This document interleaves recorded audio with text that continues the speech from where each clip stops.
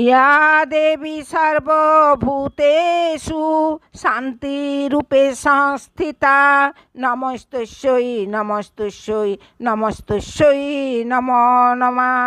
জয় মা দুর্গা। নমস্কার আমার প্রিয় মেষ রাশির বন্ধুরা, ছবির প্রতিভা চ্যানেলে আপনাদের সুস্বাগত।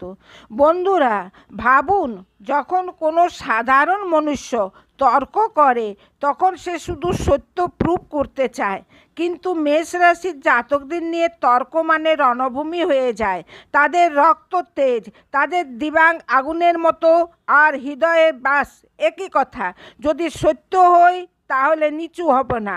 মেষ রাশির জাতকরা তর্ক করে না, তারা জং লড়ে।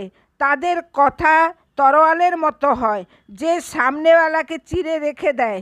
যেখানে দ্বিতীয় লোক সমঝোতা মানে মিটামিটি খুঁজে, সেখানে মেষ রাশির জাতকরা জিত খুঁজে।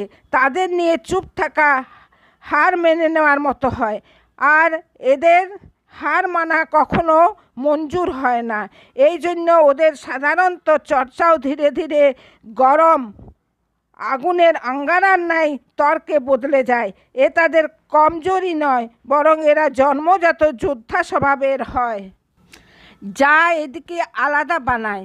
আর হয়তো এই কারণ হয় লোক বলে মেষ রাশির জাতকদের সঙ্গে একদম লড়বে না, তা না হলে তর্ক থেকে শুরু হয়ে আগুনে শেষ হবে।